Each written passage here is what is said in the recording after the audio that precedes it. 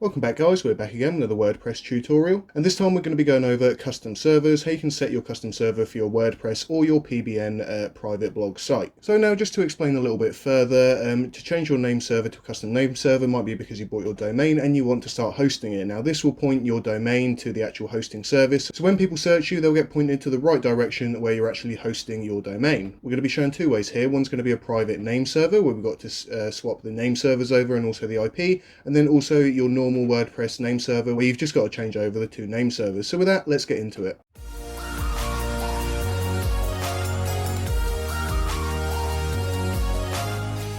So let's get started, and if you haven't got your hosting yet and you haven't got yourself a domain, head over to SeekaHost.com. You can use their easy search bar just to search through whatever domain that you might want to look for. If it's not available, they'll of course give you a nice alternative that you might be able to use, or you can carry on searching. Not only that, they do provide some really good hosting. It's quick, reliable, and they've got some really awesomely priced packages. Now let's get into these custom domains. Again, as I explained earlier, it's going to be a way of pointing the domain that you purchased to the actual hosting. So let's say for instance I come over to here and I want to buy a domain called testsite.com. Now I go ahead and purchase the domain, and now I've got my domain. How do I actually make it point to the website? So we basically want this to go over to this and point people in the right direction. And the next step of course is going to be to get your hosting. If you haven't already, come over to SeekaHost. You can either go on .org to get yourself a WordPress site or SeekaHost.app to get yourself a PBN blog. But either way, you end up coming to their awesome custom control panel over here where you can control all of them and manage all your WordPress sites, PBN blogs, tracking sites, domains, all in one easy place. So let's get started with the custom name servers for a WordPress site first, and we'll go over to the private name servers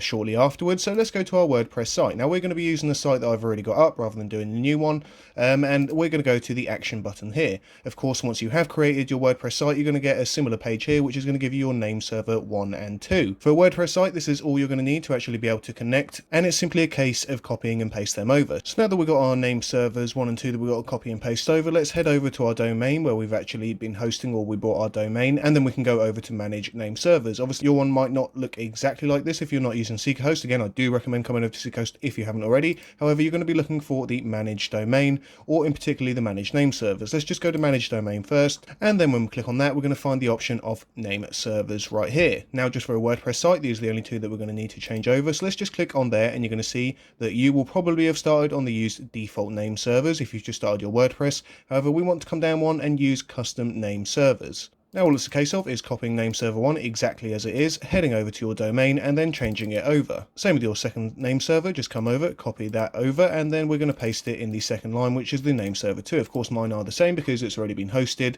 however it's exactly the same to do this for a new one. Once you're all done there, you're just going to go ahead to change name servers, and your changes would have been saved successfully. Now if you come straight back over to your hosting, it may take up to half an hour. Usually on SeekaHost I do find it goes quite quickly through, but you can now go to your SSL and then click activate to activate your SSL certificate and keep yourself more secure, adding the HTTPS rather than the HTTP. So now let's go to private name servers. What is the difference between private name servers and the normal name servers is that you're going to be using a shared IP for the WordPress. So this is like the place that you've rented it from, e.g. SeekaHost, has got a name server 1 and 2, and they're going to be using that primarily all of their WordPress sites. However, if you are trying to build a personal blog network, or you just want to have your own IP, you want to have a separate IP for all of your sites, you can do a PBN blog. This will give you your private name servers and also an IP which is going to be related with your address. If you are looking to find out more about PBN blogs, building up networks and stuff like that, make sure to follow our channel. We got lots of video content coming out about that soon, and if you check our blogs, you're going to be able to find lots of stuff on there too. So let's go to Sabsglam for instance over here. Of course, again, it's not going to look exactly the same if you're not using SeekaHost. If you are, just come over to your action button, or come over to whatever action button you have on your dashboard. Here you're going to find it looks a little bit different. We have our NS1, so our name server 1, and then our name server 2. However, after that we have an IP which is the same IP for the blog IP here, and it's the same for the name servers. Now what we're going to do is we're going to come over to our domain hosting. So this is the place that you got your domain from. We're going to go to the action, or the domain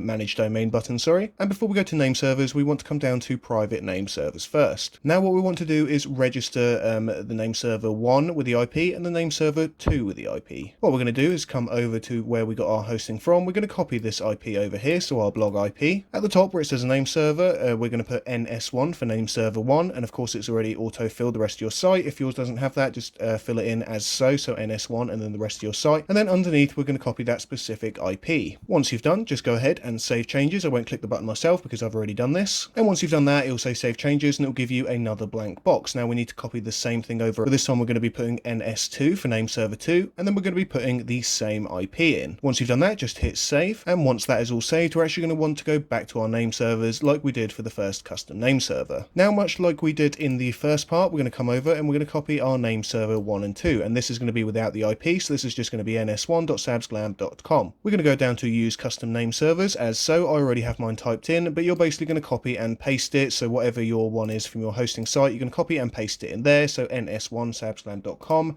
and then the same with ns2sabsglam.com as well. So we're going to copy this over.